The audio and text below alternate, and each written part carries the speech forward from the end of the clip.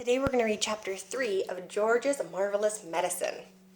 This chapter is called George Begins to Make the Medicine. George took an enormous stewing pot out of the cupboard and placed it on the kitchen table. "George," came the shrill voice from the next room, "what are you doing?" "Nothing, Grandma," he called out.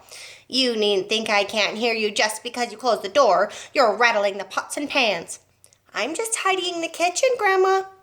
Then there was silence. George had absolutely no doubts whatsoever about how he was going to make his famous medicine. He wasn't going to fool about wondering whether to put in a little bit of this or a little bit of that. Quite simply, he was going to put in everything he could find. There would be no messing about, no hesitating, no wondering whether a particular thing would knock the old girl sideways or not. The rule would be this: whatever he saw, if it was runny or powdery or gooey, it went in. Nobody had ever made a medicine like that before. If it didn't actually cure Grandma, then it would anyway cause some exciting results. It would be worth watching. George decided to work his way around the various rooms one at a time to see what they had to offer. He would go first to the bathroom. There are always lots of funny things in the bathroom. So upstairs he went, carrying the enormous two-handled pot before him. Here he is. He's walking up the steps. He's got his big pot in his hand, and he's going up towards the bathroom. Let's see what he finds.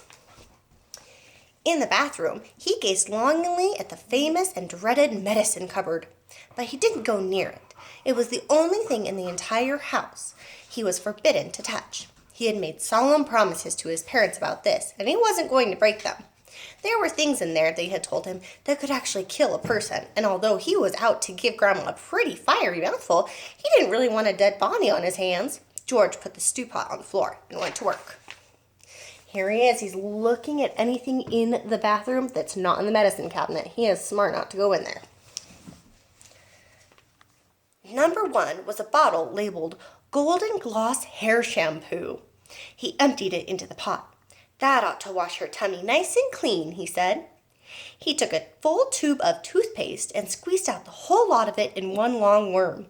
"Maybe that will brighten up those horrid brown teeth of hers," he said. There was an aerosol can of super foam shaving soap belonging to his father. George loved playing with aerosols. Those are the different sprays that you hold down and it continues to spray the whole time rather than the spray pumps. He pressed the button and kept his finger on it until there was nothing left. A wonderful mountain of white foam built up in the giant pot. With his fingers, he scooped out the contents of a jar of vitamin-enriched face cream.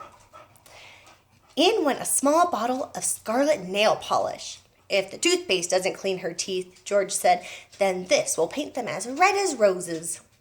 He found another jar of creamy stuff labeled hair remover. "Smear it on your legs," it said, "and allow to remain for 5 minutes." George tipped it all into the pot. There was a bottle of yellow stuff inside it called Dishworth's Famous Dandruff Cure. It went in. There was something called Brilliant for Cleaning False Teeth. It was white powder. In that went too. Here he is, dumping everything he can find in here.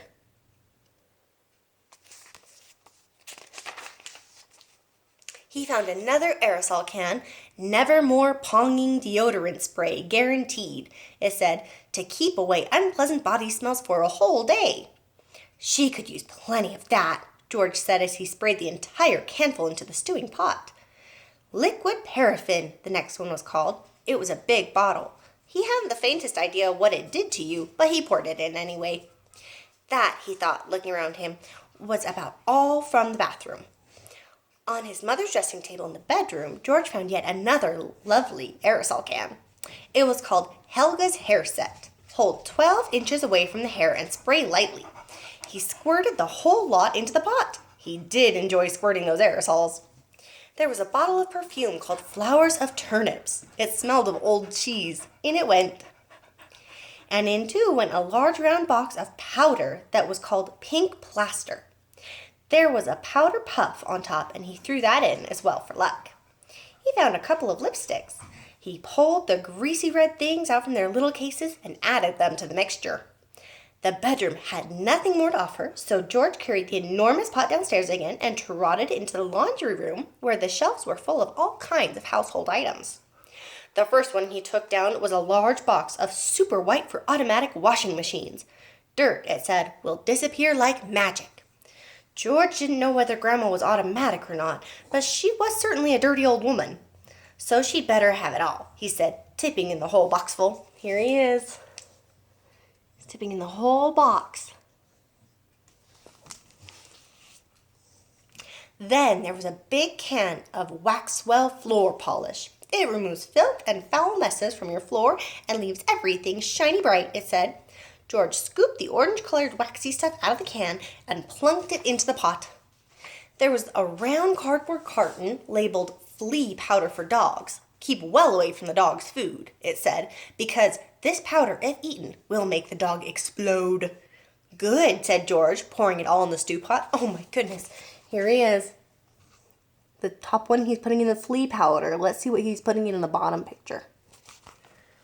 He found a box of canary seed on the shelf.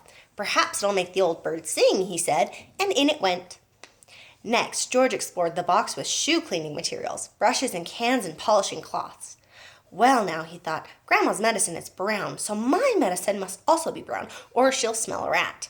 The way to color it, he decided, would be brown shoe polish. The large can he chose was labeled dark tan. Splendid! He scooped it all out with an old spoon and plopped it into the pot. He would stir it up later. On his way back to the kitchen, George saw a bottle of gin standing on the sideboard. Grandma was very fond of gin. She was allowed to have a small nip of it every evening. Now he would give her a treat. He would pour in the whole bottle. He did.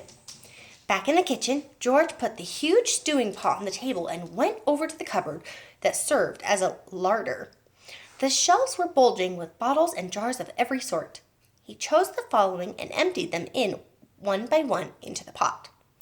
A tin of curry powder, a tin of mustard powder, a bottle of extra hot chili sauce, a tin of black peppercorns, a bottle of horseradish sauce. There, he said aloud, that should do it. George, came the screechy voice from the next room. Who are you talking to in there? What are you up to? Nothing, Grandma. Absolutely nothing, he called back. Is it time for my medicine yet?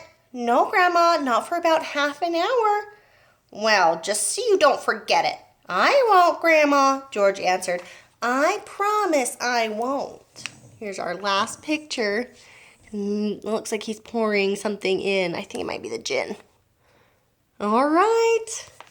Tomorrow we will read chapter 4 and chapter 5. I think it's going to be a fun one. Maybe even chapter 6. Well, these chapters are pretty short, so I think we'll do great. Okay, I'll see you guys then. Bye.